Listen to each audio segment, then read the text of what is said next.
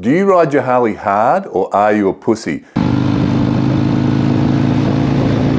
7 ways to stay alive on your Harley Davidson motorcycle. Number 1 is anticipation. Number 2 is spidey senses. It's a serious video, don't worry.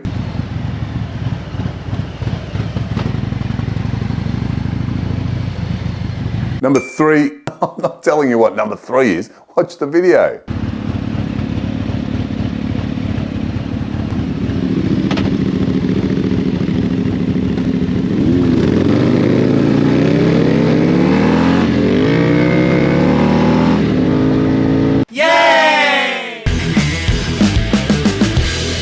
Hi, my name's Eamon. Welcome to the channel. Today we're going to talk about the 7 ways to stay alive on your Harley Davidson motorcycle. A few of these things are controversial. You might laugh, you might want to throw something at me. Just remember, I'm in your TV or on your phone and you can't actually get me. Do you ride your Harley hard or are you a pussy? Is riding hard for idiots and unsafe? Or is that the beauty and joy of riding a Harley? What do you do to stay alive? Statistics say motorcycling is dangerous, but how dangerous is it really? If we dive into the stats and we take out all the guys who've jumped on their mate's dirt bike and screamed down the street when they're drunk, or they do that without a license, claiming to their friends they can ride. We take out the middle-aged guy who has a license, but he hasn't ridden in 30 years, and now he needs to keep up with his mates on his new Ducati or tricked up breakout. I think you'll find that the statistics show a different picture. But let's talk about the things that we actually have control over. A quick shout out to all our subscribers who sent in pictures of themselves with our patches or stickers on. Thank you very much. Keep them coming. It's much appreciated. And if you like my videos and you haven't yet subscribed, please do so. It helps the channel enormously. Let's get into it. I was about 2 hours from home the other day at an event. Some friends of mine, a couple who were on a big ultra glide, were leaving and they invited me along for the ride back. I realised I'd never ridden alone with them before and I started to think, what happens if they ride like pussies? It's a long way back with a lot of traffic to get through. This trip might take the rest of my life and I'll never be able to make another video again. So off we went, very sedately, or normal I should say, and after a few sets of lights without splitting the traffic, I was starting to think maybe I better stop in at a bookstore and get something to read for the long ride home. Rum, rum. And then as we were putting along, my friend leaned over and he said, "Do you mind if we split the traffic and ride a little harder?" Well, I almost dropped my phone. I had to grab the handlebars. My eyes lit up. "Ride as hard as you like.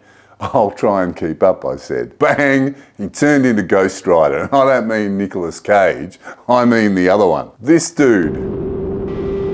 It's been a long time since I rode so hard for so long. One of the best rides I've had in years. Often riding with others means you've got to adjust your pace. I often ride hard when I'm riding on my own, but I can get lazy and sort of relax into the traffic because it gets tiring. Well, this didn't happen. We were on a mission of war and we were bombing the out of everything. He was a talented rider. He obviously rode hard regularly. You could see this by how relaxed his wife was on the back of his bike. But this got me thinking about all the little things that I do to make that journey safer and to come back alive. Let me know what you do in the comments below. How hard do you ride and what do you do to stay alive? Here are my 7 ways to stay alive on your Harley Davidson motorcycle. Number 1 is anticipation. Ride and anticipate what might be ahead. Assume that all cars are out to get you. Put your ego away, it's nothing personal. Anticipating is sort of like riding defensively, but I'd call it aggressively looking out for yourself. When you're on a motorcycle, you're only a lightweight on the road, but rather than being just defensive and cowering from the larger vehicles and situations that you're going to face, let's be proactive and ride hard but be safe. If you assume no cars can see you, you're going to behave very differently no matter how hard you're riding. If I'm coming up hard behind some cars and I want to pick the gap and go through, it pays dividends to hover behind them for a split second more. Stay in a position where they'll see you in their mirrors, either their rear view mirror or their side mirrors. Sometimes you can even see them looking at you. When you ride through the gap, press through hard and fast. Don't dawdle near or between cars. Those of you who have loud pipes will understand when you're close up to other cars, you can often shock the driver, and this is probably your most vulnerable time. A driver can be unpredictable, so anticipate that and move past quickly. At intersections where you see a car, look for the driver's head or eyes to see if they are looking at you. Cover your brake, and if it appears that they don't see you, take some slack from the lever and be ready. When you're going through a green light, you still want to look left and right. Just because it's red for people either side doesn't mean that somebody won't go barreling through the intersection, especially if the lights have just changed. In traffic, look ahead, read the traffic. What are the other cars doing? Speeding up, slowing down? Is somebody turning up ahead? Is there an impatient driver chopping and changing lanes? That's potential trouble for you as you come up next to him. What hazards or conditions are coming up ahead that will change your situation or the way you have to ride? Traffic lights, intersections, roadworks, potholes, gravel on the road. Looking ahead and anticipating trouble will save your life. Number 2 is Spidey sense. Who's seen Spider-Man? I grew up with Spider-Man cartoons. And if you know Spider-Man, you know all about Spidey sense. And that's his ability to sense and react to danger before it happens. What this really is intuition. We all have it, but can we all use it? Now, relaxation brings flow, and I'll talk about flow later. And this allows for good judgment and reflexes. And it's the correct state of mind for your intuition or your spidey senses to work at their peak. Now, everyone's got intuition and the ability to use it.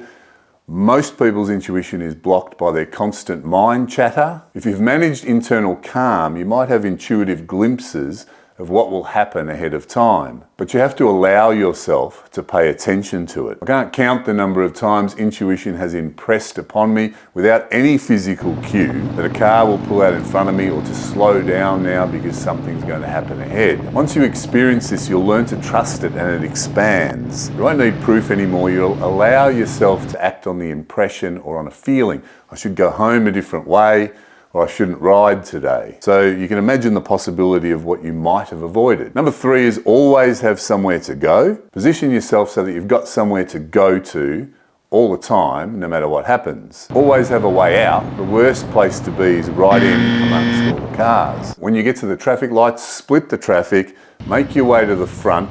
This is the safest position to be in. This is where the traffic's already stopped.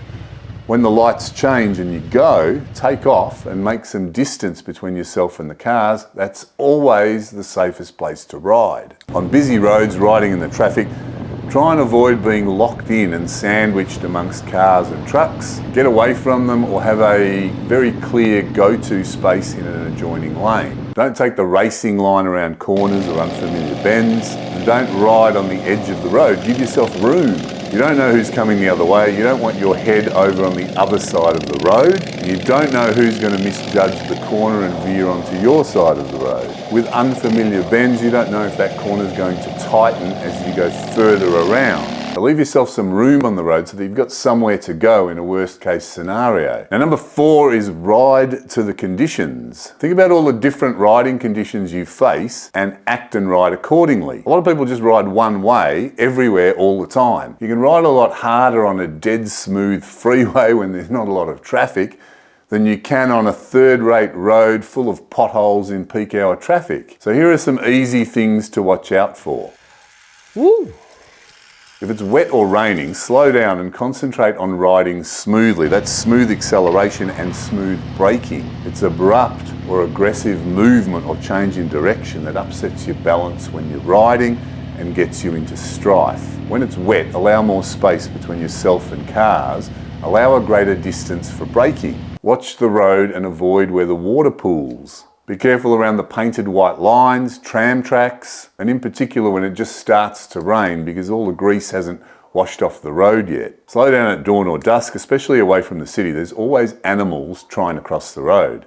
No, they're not trying, they're running across the road and you're going to hit them. Be extra vigilant or avoid peak hour, especially at the end of the week when people are in a hurry to get home. In the heat, I always wear less. Yes, you can argue it's unsafe, but having suffered dehydration and heat stroke a few times, well, I think it's more dangerous sweating to death in safety clothes than dumping them and staying a little bit cooler. The same applies in reverse in winter. If you're wet, you'll get cold. Get yourself wet weather gear. If you're cold, you'll be tense and you won't ride well if you're tense. You need to be relaxed to ride a motorcycle. If If you're tense, your judgment will be impaired and your reactions are going to be slow. Ride differently when you're in a group. Adjust to the needs of the group. That usually means you've got to ride slower.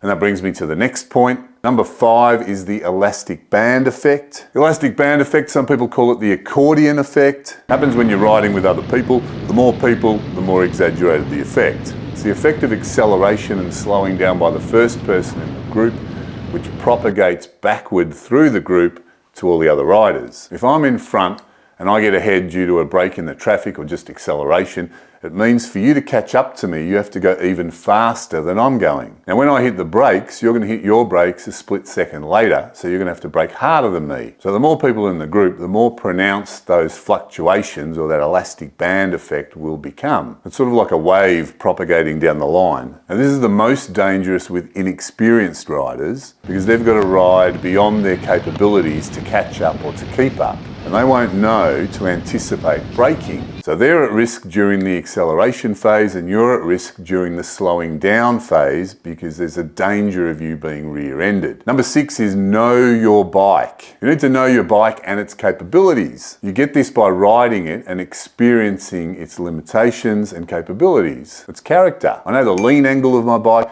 I'm confident in the tyres that I've purchased. I know they're going to hold in the wet. And I know they're going to hold all the way till the board's scraping. I know that my tyres will hold when I accelerate at a certain rate at the maximum lean angle. I know how fast I can stop in an emergency. I know what it feels like when the ABS kicks in when I'm braking hard. I've still got standard suspension and Harley, on the later models, Harley suspension is adequate or it's okay when you're riding normally. But I know what's happening when I'm pushing hard around corners or on the straights. I can feel the familiar movement of the suspension at its limit. I know how hard I have to accelerate to overtake and I know how small a gap the street glide fits through. Knowing your bike will save your life. Number 7 is the flow state, getting into the flow state. Sometimes in life you get a certain feeling, everything's going right, you're at maximum performance, you're fully immersed in what you're doing. That's the flow state. In the flow state, nothing will go wrong. I can't guarantee that. I always liken it to Kevin Costner in the movie Dancing with Wolves,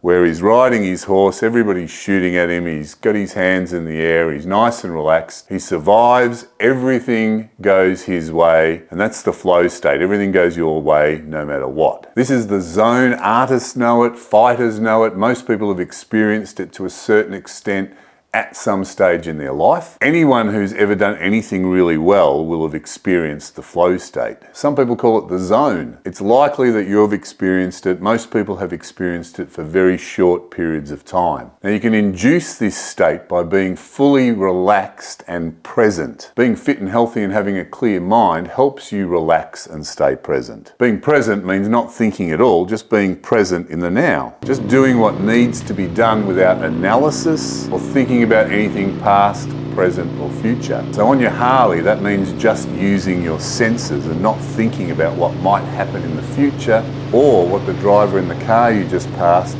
did. You become one with your machine. The flow state is the ultimate way to live. It feels like a constant high. I've spent most of my adult life extending the time that I'm in the flow state for everything that I do. When it comes to riding, being in the flow state allows you to not only enjoy the ride, but to put into practice effortlessly all the skills that you've got under your belt. It allows you to read and to ride to the conditions, whether that's ultra fast or slow, without thinking. It feels like you're floating on a cloud and nothing goes wrong when you're in this state. Critics are going to say, yeah, but you're going to be overconfident if you're thinking that you're in this sort of magical state. Overconfidence is a facet of your ego. When you're overconfident, you are not in the flow state. Overconfidence is like taking off your bulletproof vest and drawing a big red cross on your belly. If you're interested in other motorcycling tips, check out my video, How to Corner on a Harley Without Being Afraid, or the 3 deadly mistakes new Harley riders make. If you liked today's video, help the channel with a like and subscribe, even a comment. There's some great gear for you on our website, check it out. Thanks for watching, stay fit and healthy,